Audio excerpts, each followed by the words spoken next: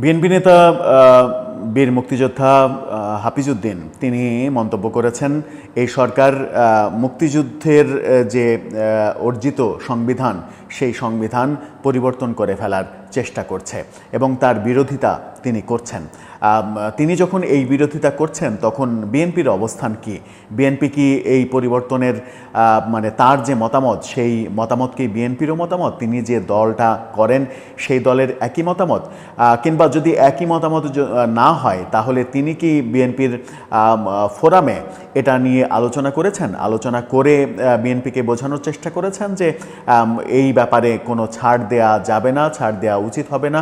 মুক্তিযুদ্ধের পক্ষের শক্তি হিসেবে শহীদ জিয়াউর রহমানের যে মুক্তিযুদ্ধের কৃতিত্ব, সেই কৃতিত্বের দল বিএনপি, সেখানে মুক্তিযুদ্ধের যে কোনোভাবে মুক্তিযুদ্ধের আদর্শ বিচ্যুত হয় কোনো রকমের সিদ্ধান্ত গ্রহণ করতে দেয়া হবে না, সেই ব্যাপারে কি তিনি দলকে বুঝিয়েছেন? আমার মনে হয় যে তার ব্যক্তিগত অবস্থান এবং বিএনপির ঐক্যমত্য কমিশনের বৈঠকের অবস্থান ভিন্নতর দেখা যাচ্ছে। সেই ক্ষেত্রে হাফিজউদ্দিন কিংবা বিএনপির মধ্যে যারা মুক্তিযোদ্ধা এখনও রয়েছেন, স্বাধীনতার পক্ষের শক্তি হিসেবে যারা সোচ্চার হন বিভিন্ন সময়ে, তারা বিএনপির রাজনৈতিক অবস্থানকে কিভাবে দেখছেন সেই প্রশ্ন আসছে। সেই প্রশ্ন যখন আসছে তখন হাফিজউদ্দিনের এই মন্তব্যটাকে নিয়েই আমরা বিশ্লেষণ করার চেষ্টা করব। কি বলতে চাইলেন তিনি, বাস্তবতা কি, মুক্তিযুদ্ধ বিষয়ে বিএনপির অবস্থান পরিবর্তন হচ্ছে কিনা। থাকবেন পলিটিক্স টিভির নিয়মিত আয়োজনে।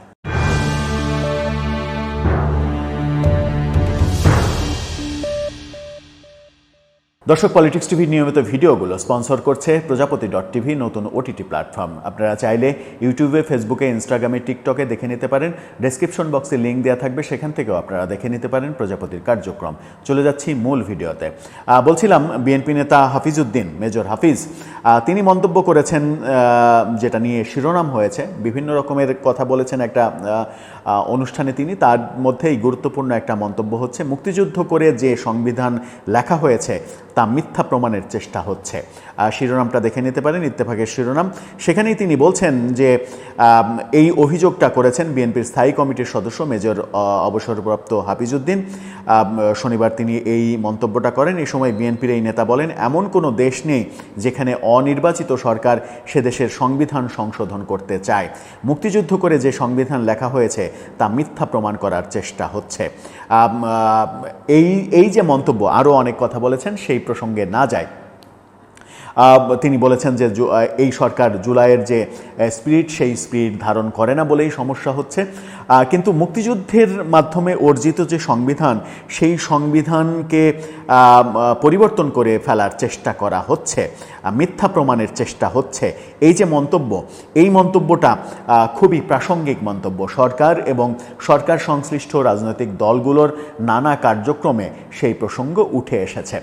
সবথেকে ভয়াবহ যে ব্যাপার সেটা হচ্ছে যে সংবিধানের যে 4 মূলনীতি, ৭১-এর মহান মুক্তিযুদ্ধের প্রেক্ষিতে যে সংবিধান আমরা পেয়েছি, সেই সংবিধানের যে 4 মূলনীতি, জাতীয়তাবাদ, গণতন্ত্র, সমাজতন্ত্র এবং ধর্মনিরপেক্ষতা, সেই 4 মূলনীতি এই সরকার ছুঁড়ে ফেলতে চাইছে এনসিপির চাহিদা অনুযায়ী। সেখান থেকে শুধুমাত্র গণতন্ত্র শব্দটা রাখতে চায় তারা, বাকি 3টা ফেলে দিতে চায়। সবথেকে বড় যে ভয়াবহ যে ব্যাপারটা সেটা হচ্ছে যে বাংলাদেশটাকে তারা ধর্মনিরপেক্ষ বাংলাদেশ এই সংজ্ঞায় আর রাখতে চায় না। সেখানেই প্রশ্ন উঠেছে যে এই সরকার মৌলবাদী সাম্প্রদায়িক গোষ্ঠীদের দ্বারা প্রভাবিত একটা সরকার এবং তাদের আশা আকাঙ্ক্ষার পরিপ্রেক্ষিতেই সংবিধান থেকে ধর্মনিরপেক্ষতা এই শব্দটা ফেলে দিতে চাইছে। এই শব্দটা যখন এই সরকার ফেলে দিতে চাইছে, তাদেরকে যখন বিভিন্ন সাম্প্রদায়িক শক্তি ফেলে দেওয়ার জন্য উৎসাহিত করছে, তখন বিএনপির অবস্থান কি? বিএনপির অবস্থানও তো তাই। বিএনপি তো চাইছে ধর্মনিরপেক্ষতা শব্দটা ফেলে দিয়ে অন্য কোনো শব্দ আনা, যে শব্দের মাধ্যমে প্রমাণিত হয় যে এই দেশটা একটা ইসলামিক স্টেট। কিন্তু মহান মুক্তিযুদ্ধ যে অর্জন, সেই অর্জনটা কি আমাদের ধর্মের ভিত্তিতে হয়েছিল? এই দেশটা কি ইসলামিক স্টেট হিসেবে ঘোষণা করার জন্য মুক্তিযুদ্ধ হয়েছিল, নাকি একটা অত্যাচারী শাসক গোষ্ঠী যারা নিজেদেরকে মুসলমান দাবি করে সেই শেকলের বন্দী থাকা থাকতে আমরা চাইনি বলে আমরা একটা আলাদা অবস্থান চেয়েছি, আলাদা ভূখণ্ড, আলাদা দেশ চেয়েছি, যে দেশটা ধর্মের ভিত্তিতে নয়, যে দেশটা নৈতিকতার ভিত্তিতে তৈরি হবে, যে দেশে বহু জাতি গোষ্ঠী বর্ণের মানুষ স্বাধীনভাবে বাস করবে, যে দেশের ধর্মীয় স্বাধীনতা থাকবে, ধর্ম নিরপেক্ষ একটা দেশ হবে, যেখানে 1% কি 100% সেটা বিবেচ্য হবে না, সবাই সমান অধিকার ভোগ করবে। সেই জিনিসটাই যখন এই সরকার পরিবর্তন করতে চাইছে, পরিবর্তন করে শব্দের মার প্যাচে অন্য শব্দ ব্যবহার করতে চাইছে, 4 মূল নীতির জায়গায় 5 মূল নীতি আনতে চাইছে, সাম্য, মানবিক মর্যাদা, সামাজিক সুবিচার, গণতন্ত্র, ধর্মীয় স্বাধীনতা ও সম্প্রীতি, এই যে শব্দের মার প্যাচে অন্য শব্দের মাধ্যমে সংবিধানের মূল নীতিকে ছুঁড়ে ফেলা এবং সেই পরিবর্তনের বিরুদ্ধে যখন বিএনপি অবস্থান নিচ্ছে না, এই পরিবর্তনের পক্ষে জামাত থাকবে, এনসিপি থাকবে, ইসলামী দলগুলো থাকবে, এটা তো খুবই স্বাভাবিক। কিন্তু বিএনপি কেন থাকবে সেটা তো একটা বড় প্রশ্ন। বিএনপি তো মুক্তিযুদ্ধের সপক্ষের দল, মুক্তিযুদ্ধকে ওন করা দল।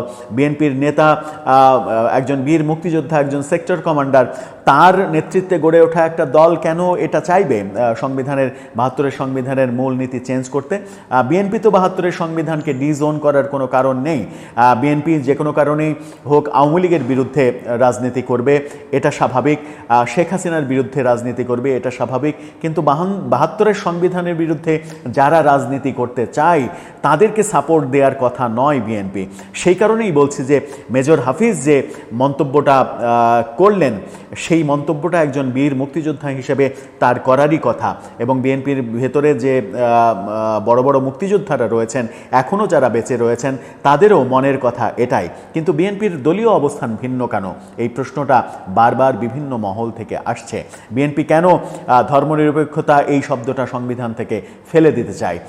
কোন উদ্দেশ্যে ফেলে দিতে চায়?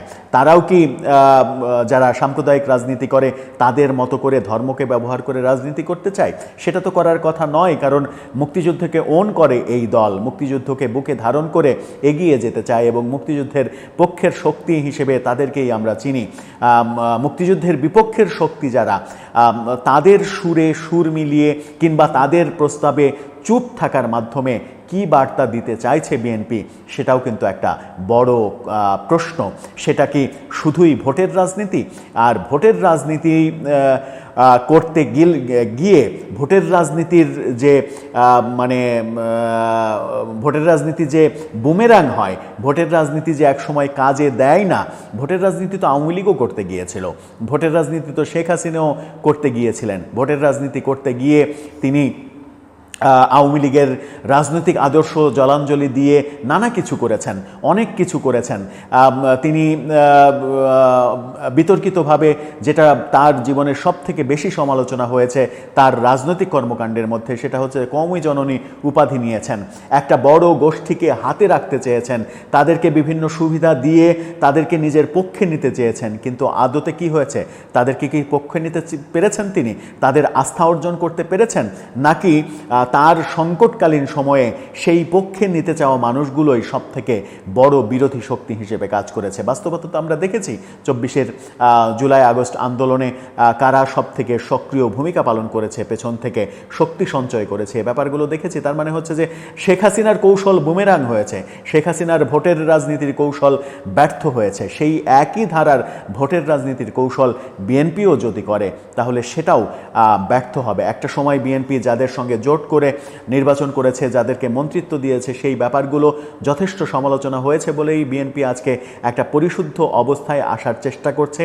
নানা রাজনৈতিক পরিবর্তনের মাধ্যমে, নানা রাজনৈতিক সংস্কারের মাধ্যমে বিএনপি একটা নিষ্কলুষ অবস্থায় আসার যখন চেষ্টা করছে, তখন এই সংবিধানের মূল নীতি পাল্টে ফেলার ব্যাপারে বিএনপির এই নিশ্চুপ অবস্থান বড় ধরনের প্রশ্ন তৈরি করেছে। দর্শক, আপনার মতামত জানিয়ে এই ব্যাপারে লিখতে পারেন আমাদের কমেন্ট বক্সে।